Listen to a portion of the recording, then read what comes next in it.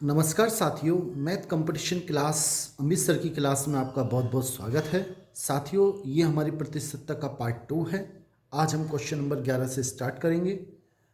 आपसे थोड़ा निवेदन रहेगा कि आप इस चैनल को सब्सक्राइब करें, लाइक करें, अधिक से अधिक कमेंट करें, जिससे मैं आपको वीडियो थोड़ी ज़्यादा डाल सकूं, मोटिवेशन मिले मुझे। क्वेश्चन नंबर 11 इस प्रकार है।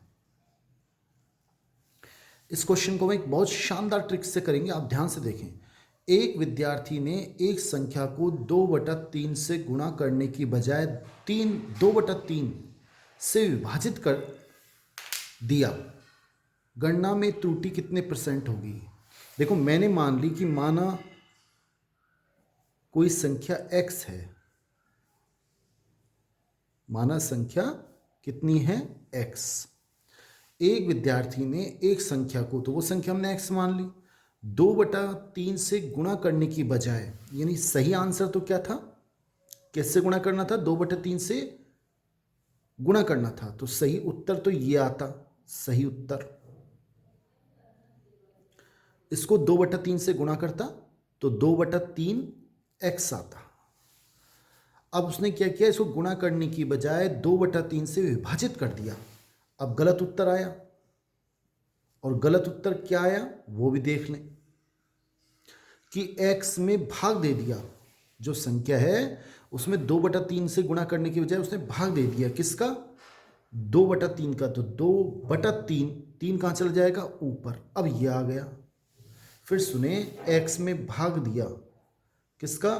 2/3 का। 3 ऊपर चले गए तो कितना आएगा? 3x/2। अब इस क्वेश्चन को हम ट्रिक से करेंगे। तो गणना में त्रुटि कितने % होगी? ऐसे क्वेश्चन में अब आप क्या करें? x क्या मान लें? नीचे जो संख्या ये और ये, इन दोनों का लैसे निकालें। अगर इन दोनों का लैसे निकालें 3 और 2 का, तो 6 आएगा। मैंने मान लिया x का मान 6 है।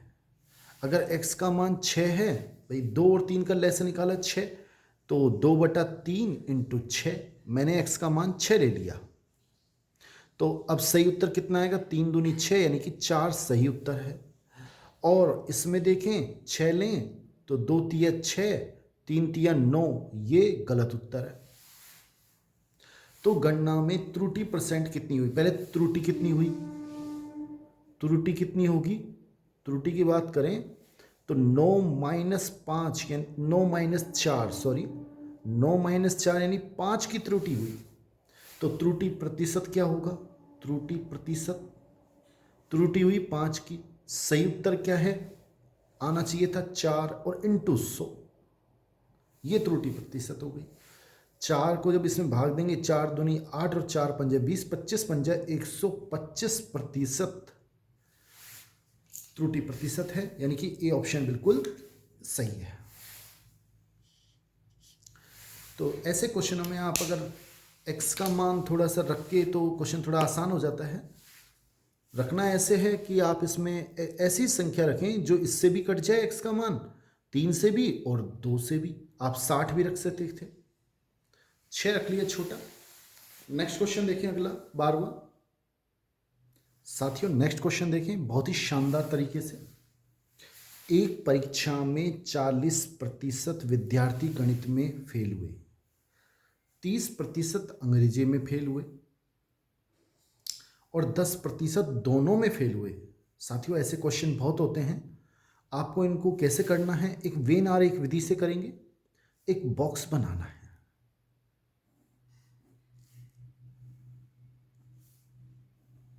और इस बॉक्स में 2 गोले बनाने हैं। क्यों 2 ही क्यों बनाने हैं? क्योंकि इसमें हमें केवल गणित और अंग्रेजी 2 विषय दिए हैं। अगर 3 विषय दे तो आप 3 गोले बनाने हैं, फिर एक और बना लेना है ऐसे। अब 2 गोले बनाने हैं, और इस गोले जो ऊपर वाला बड़ा है, ये सबसे बड़ा है, इसमें 100 लिख दें आप। क्यों लिखेंगे मैं बताऊंगा, हमेशा 100 लिखना। अब क्वेश्चन पढ़ें। एक परीक्षा में 40% विद्यार्थी गणित में फेल हुए, ये तो है मैथ्स फेल होने वाले, और यह है इंग्लिश का गोला जो फेल हुआ। 10% दोनों में फेल हुए। 10% मतलब ये हिस्सा ऐसा है बीच वाला, ये गणित में भी आ रहा है और ये इंग्लिश में भी आ रहा है।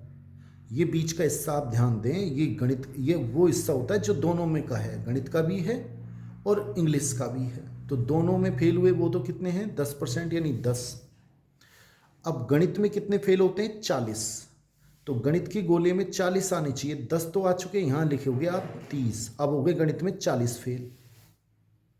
अब इंग्लिश में 30% यानी 30 फेल होने चाहिए। इंग्लिश में कितने होने चाहिए, 30 फेल। 10 तो आ चुके इंग्लिश के गोले में, आप यहाँ क्या लिख दें, 20। अब ये आ गए हमारे कुल स्थिति फेल होने वालों की। गणित में 40 फेल हुए, केवल गणित में 30 फेल हुए। क्वेश्चन कितने भी तरीके से पूछ सकता है। केवल गणित में कितने फेल हुए, 30। दोनों में कितने फेल हुए, 10। केवल इंग्लिश में फेल हुए, ये इंग्लिश का ही है, केवल इंग्लिश में 20 और इंग्लिश में फेल हुए 30। तो पास कितने हुए, जो बाहर का हिस्सा है ये पास होने वालों का है, 20 और 10 और 30, 10 और 20 यानी कि 60 टोटल फेल हुए। कुल फेल कितने हुए, कुल फेल ये हो गए 60। तो पास कितने हुए, 100 में से 60 को घटा दो, बाकी ये पास हुए, यानी 40 हमारे पास हुए। अब क्वेश्चन क्या पूछ रहा है उसको देखो आप। ये तो जनरल जानकारी थी, फेल हुए। दोनों विषय में पास होने वाले विद्यार्थियों का प्रतिशत कितना है। ऐसे विद्यार्थी जो दोनों विषय में फेल हुए, दोनों विषयों में पास हुए, उनका प्रतिशत हमसे पूछ रहा है। तो साथियों दोनों विषय में, फिर सुने कि दोनों विषय में पास होने वाले विद्यार्थियों का प्रतिशत, दोनों ये तो फेल होने वाले हैं, बाहर जो हैं वो दोनों विषयों में पास होने वाले हैं। कितने हैं पास होने वाले, 40, यानी 40% स्टूडेंट दोनों विषयों में पास होते हैं। और कुल मिला के फेल कितने होते हैं, 60%। तो इसका सही आंसर हमसे पूछ रहा है दो पास होने वाले, तो यानी कि डी ऑप्शन इसका बिल्कुल सही है। नेक्स्ट क्वेश्चन देख लेते हैं साथियों। ऐसा ही एक क्वेश्चन ले लेते हैं 13वां, और तरीका इसका वही रहेगा जो मैंने अभी आपको बताया। सबसे पहले आप बड़ा बॉक्स बना लें, 2 गोले बना लें, इसमें हिंदी और इंग्लिश 2 ही दिए हैं। ये तो हो गया हिंदी का, ये हो गया इंग्लिश का, ये तो हिंदी एच, हिंदी, हिंदी, एक हो गया इंग्लिश, ठीक है।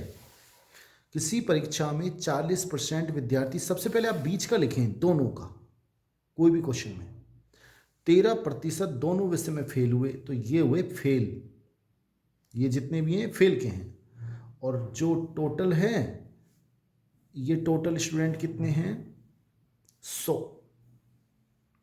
कहीं भी लिख दें, यहाँ 100 लिख दी, ये टोटल स्टूडेंट है। ये मतलब ये वाला हिस्सा, ये पूरा कवर जो कर रहा है यहाँ से लेकर यहाँ तक, ये पूरा 100 स्टूडेंट का है। ये अंदर फेल होने वाले हैं और ये जो बाहर का हिस्सा है ये पास होने वाले हैं। अब 40% हिंदी में फेल हुए, अब 13 यहाँ, तो यहाँ कितने बचेंगे, 27। इन दोनों का 40 होना चाहिए। केवल हिंदी में कितने फेल हुए, 27। हिंदी में कितने फेल हुए, 40। अब अंग्रेजी में कितने फेल कह रहा है, 50% फेल हुए, यानी 50 स्टूडेंट, तो यहां कितना आएगा, 37। केवल इंग्लिश में 37 और टोटल इंग्लिश के गोले में आने चाहिए 50। 13 आ चुके हैं तो 37 और आ जाएंगे। अब क्वेश्चन आगे पढ़े। दोनों विषय में फेल हुए, ठीक है।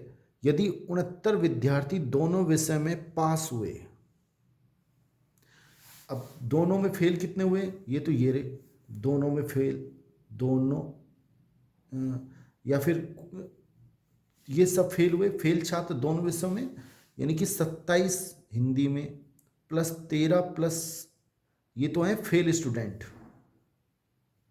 फेल छात्र, ये पहले इनका टोटल निकाल लें। और हमसे कह रहा है जो दोनों विषय में पास हुए हैं, पहले हम निकालते हैं, वो 69 दे रखे हैं, तो दोनों विषय में पास कितने हुए, पास स्टूडेंट, ये तो कितना हो गया टोटल।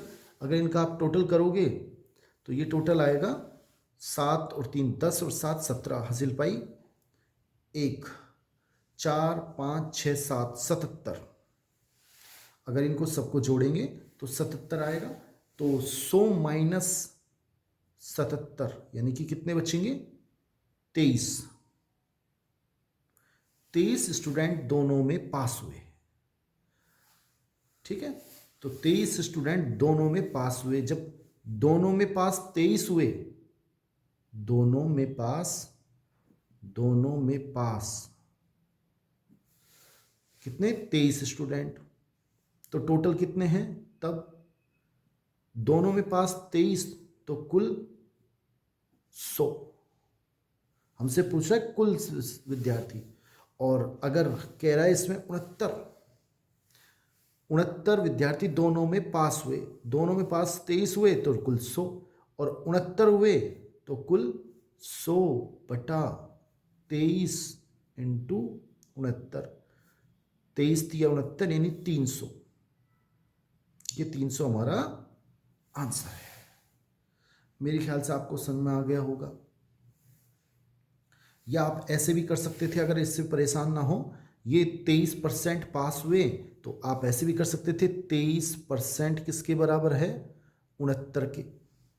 तो 1% कितना हो जाएगा? इस 23 का भाग लगा दे 3, और 100% निकालें, यानी दोनों तरफ 100 से गुणा कर दें तो 300 आंसर। ये भी एक अच्छा तरीका है। दोनों ही ठीक हैं। मेरे ख्याल से आपको समझ में आ गया होगा। फिर सुन लें, बॉक्स में हमें सबसे पहले बीच का लिखना है, जो दोनों में पास हो या फेल हो। दोनों में फेल कितने हुए? 13।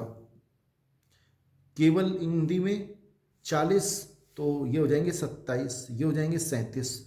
टोटल फेल कितने हुए? कुल फेल 77, पास हुए 23।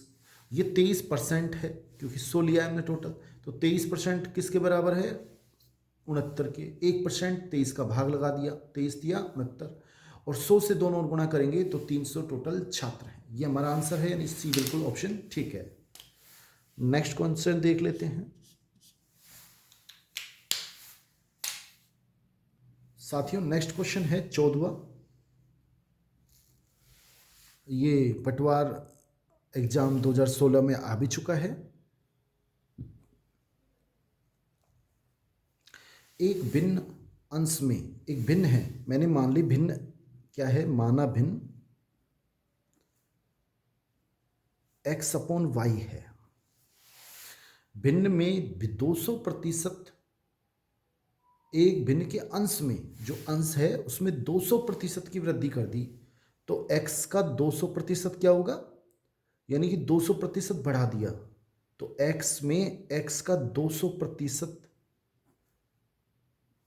यानी कि x प्लस ये 2 जीरो 2 जीरो 2x, यानी 3x हो गया।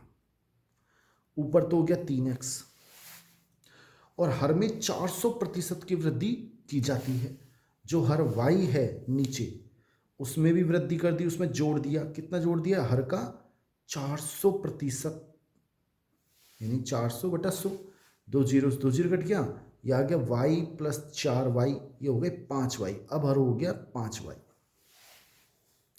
तो जो हर है अब बदल गया, और नया हर अब भिन्न क्या होगी? नई भिन्न x के स्थान पे 3x और y के स्थान पे हो गया 5y। ये लेकिन हमें बराबर दे रखा है कि परिणामी भिन्न इतना हो जाता है। कितना? 1 सही 1 बटा 20, 20 एकम 20 और 1 21 बटा 20। अब इसको इससे गुणा कर लें आप, तो कितना आएगा? 20 दिया 60x, और इसको इससे गुणा कर दें, कितना आएगा इसमें? या फिर आप ऐसे भी कर सकते हैं, 5 को यहां से काट ले, 5 एकम 5, 5 चौक 20, 3 एकम 3, 3 7 21। तो यहाँ क्या बचा? x upon Y. तो मूल भिन्न क्या है? हमें मूल भिन्न x अपॉन वाई चाहिए। तो x अपॉन वाई का मान आ गया 7 बटा 4, और जब इसमें भाग देंगे 4 एकम 4, 3 शेष बचेंगे, नीचे 4, यानी कि ए ऑप्शन बिल्कुल ठीक है।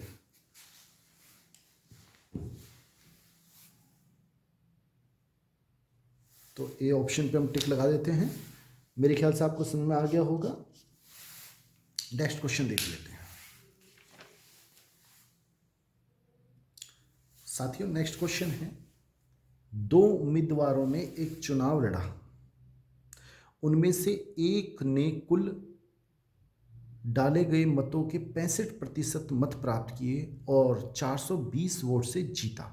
यदि कोई मत अमान्य नहीं है, कोई खराब नहीं है, तो डाले गए कुल वोट की संख्या क्या है? मैंने मान ली कुल वोट की संख्या है 100%। ये कुल वोट है, कुल वोट। अब इनमें से दो जने जो खड़े हुए थे, दो उम्मीदवारों में से एक मैंने मान लिया ए है और दूसरा, ये फर्स्ट सेकंड मान लेते हैं, इसे फर्स्ट इसे सेकंड। फर्स्ट को 65% वोट मिले और अगर इस बाकी कितने मिलेंगे फिर इसको 35% मिलेंगे, क्योंकि टोटल कितना होना चाहिए 100। इसको 65 मिले, कोई वोट गलत नहीं है, सारे मान्य हैं, तो 100 में से जो बच गए परसेंट 35% इसको मिले और वो 420 वोटों से जीता। अब अगर इसमें देखें, इसमें कितने का अंतर है? 35 और 65 में 30% का अंतर है, यानी कि फर्स्ट को इससे 30% वोट ज़्यादा मिले। अब ये 30% जो वोट है वो किसके बराबर दे रखा है हमें? 420 के। और हमसे पूछ रहा है टोटल वोट, टोटल 100% है। पहले आप 1% निकाल लें। 1% के लिए मुझे 30 का भाग देना पड़ेगा। 1 0 से 1 0, यहाँ आ जाएंगे 14। 1% है 14 के बराबर। अब दोनों ओर मैंने 100 से गुणा कर दिया, इसको भी 100 से गुणा कर दिया और इसको भी 100 से गुणा कर दिया, तो ये तो हो गया 100 एकम 100%। और यहाँ आएंगे कितने? 1400। तो यही हमारा आंसर है। तो इसका सही आंसर डी है। नेक्स्ट क्वेश्चन देखते हैं। साथियों, ये क्वेश्चन थोड़ा अलग है और बहुत ही शानदार है, पढ़े।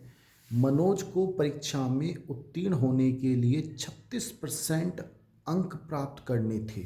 देखो, हम एक लाइन खींच लेते हैं और 36% यहाँ पर वो क्या हो जाएगा? पास। अगर वो 36% लेके आता है तो वो पास हो जाएगा। कहीं भी कह सकते हैं आप ऐसे लाइन।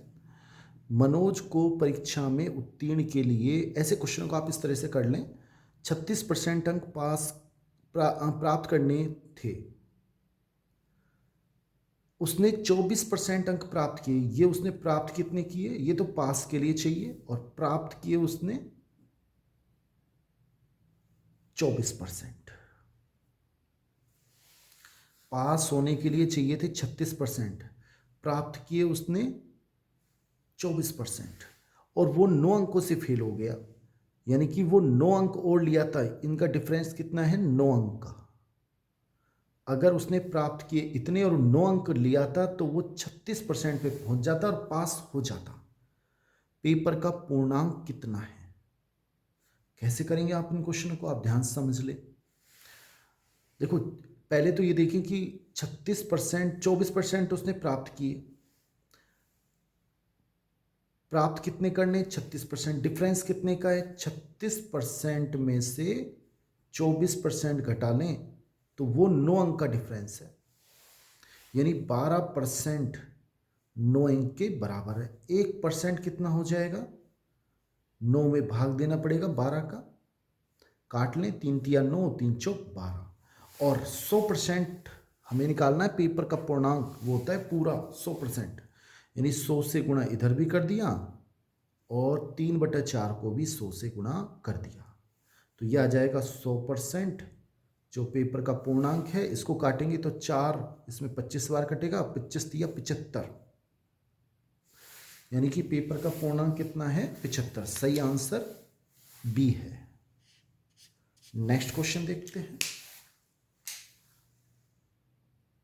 साथियों, ये क्वेश्चन देखिए, उससे भी अच्छा और बहुत शानदार। एक छात्र ने 32% अंक प्राप्त किए। वही लाइन बनाएंगे हम, और वह 6 अंक से फेल हो गया। देखो, 32 अंक उसने, ये तो उसने प्राप्त किए। कितने परसेंट किए? 32%। और वो 6 अंक से फेल हो गया, यानी 6 अंक और लाता, ये 6 अंक, तो वो पास की लाइन पे पहुंच जाता, वो पास हो जाता।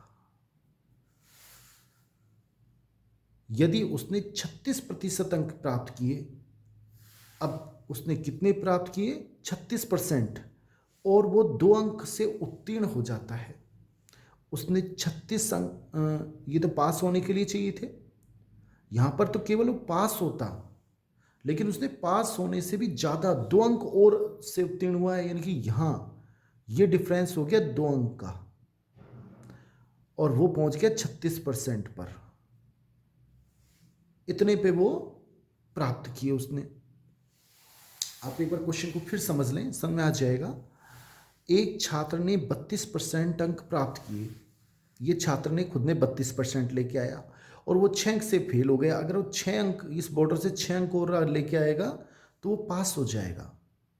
ये तो उसने कंडीशन दी है, लेकिन उसने 36% अंक प्राप्त किए और 2 अंक अधिक लेके आया, यानी पास होने से 2 अंक अगर वो ज़्यादा लेके आएगा तो वो 36% पे पहुंच जाएगा।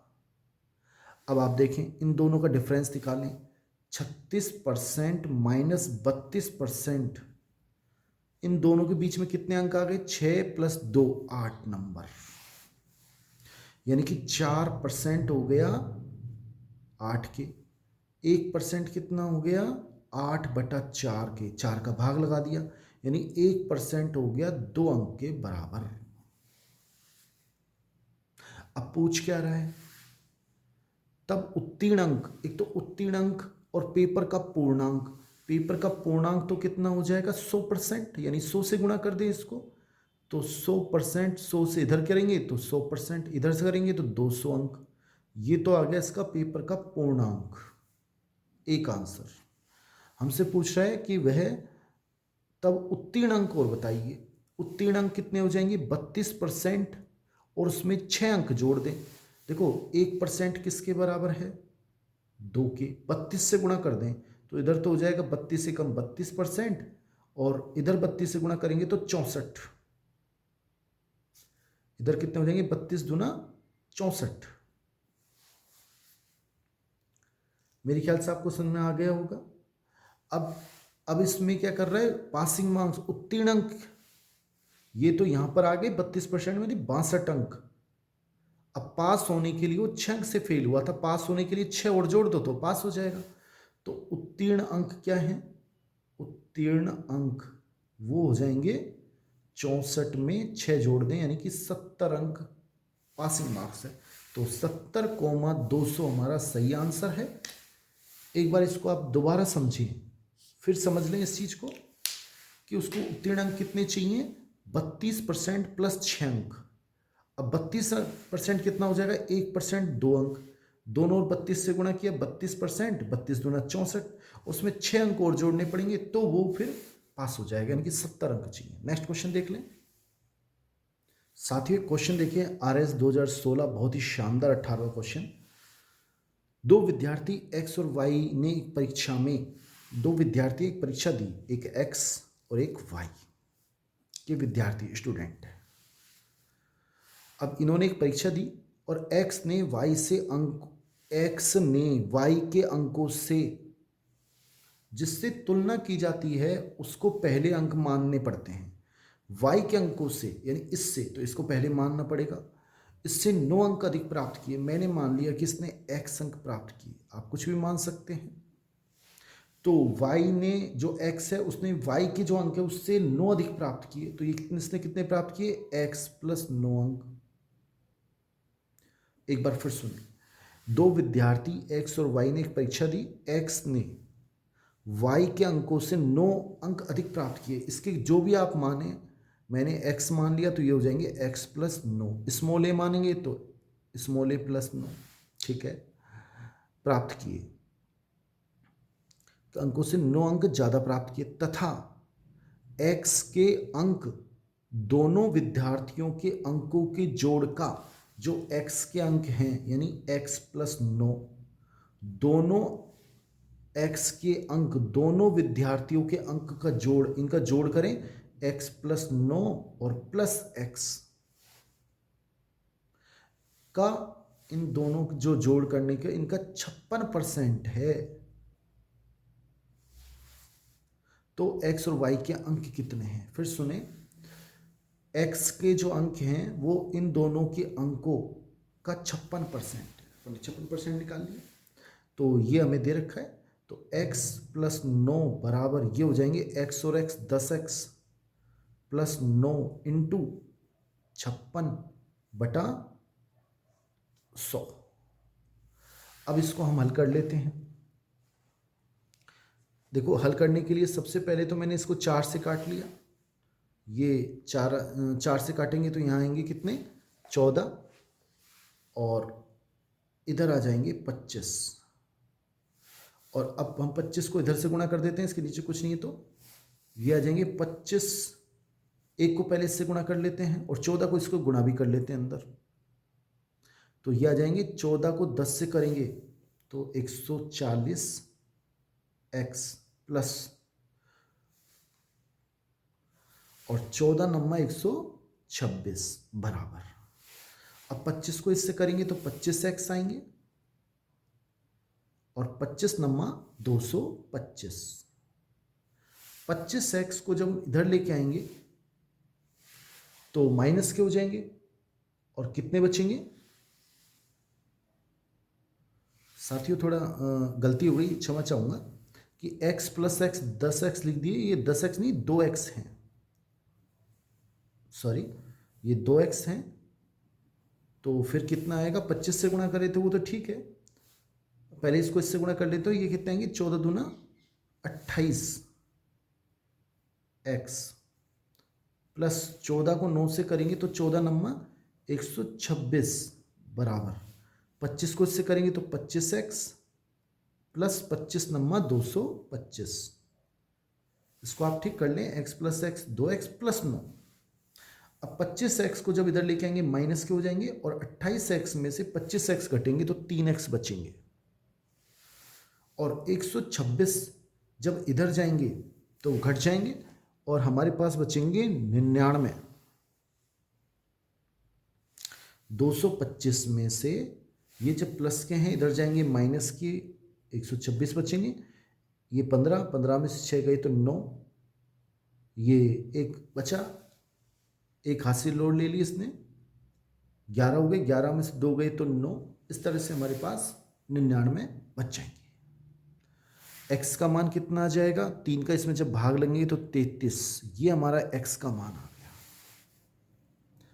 x का मान आ गया तो अब हम दोनों की, इसने कितने अंक प्राप्त किए, इसने तो करे 33 अंक, और इसने कितने करे, 33 में 9 और जोड़ दें 42,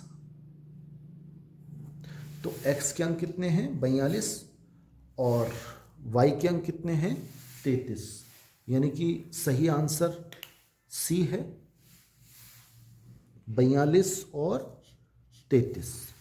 मेरे ख्याल से आपको समझ में आ गया होगा। अच्छा क्वेश्चन है, RS में आया हुआ है। नेक्स्ट क्वेश्चन देख लेते हैं साथियों। नेक्स्ट क्वेश्चन देखिए 19वां, बहुत ही शानदार अच्छा क्वेश्चन। एक विद्यार्थी ने विज्ञान विषय में 300 में से 32% अंक प्राप्त किए।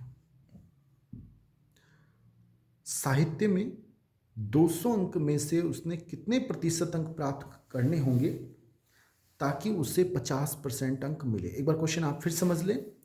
एक विद्यार्थी ने विज्ञान विषय में 300 में से 32% अंक प्राप्त किए। तो विज्ञान में कितने प्राप्त किए, विज्ञान विषय में 300 का 32%, यानी कि 300 इंटू 32/100, 2 जीरो से 2 जीरो कट जाएगी, और 32 को जब आप इससे गुणा करोगे तो 96 हमारे पास विज्ञान के अंक आ गए। साहित्य में उसने 200 में से कितने प्रतिशत अंक प्राप्त करने होंगे ताकि टोटल 50% अंक मिलें।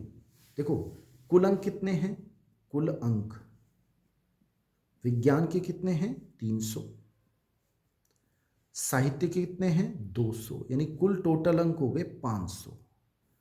50% उसको लाने हैं, तो 500 का 50% कितना हो जाएगा, 500 का 50%, 500 इंटू 50/100, यानी कि 1/2, यानी कि आधा हो जाएगा, सीधा सीधा 250 अंक लाने हैं। अब विज्ञान में वो ले आया 96, तो साहित्य में कितने लाने होंगे उसको?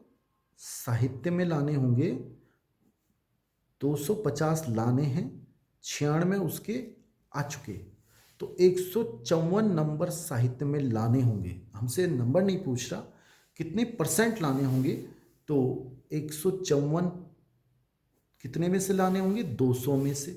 तो 154 200 का कितना परसेंट है? इंटू 100, 2 जीरो से 2 जीरो, और 154 में जब आप 2 का भाग दोगे तो 77% आंसर आएगा, यानी कि ए ऑप्शन बिल्कुल ठीक है। नेक्स्ट क्वेश्चन देख लेते हैं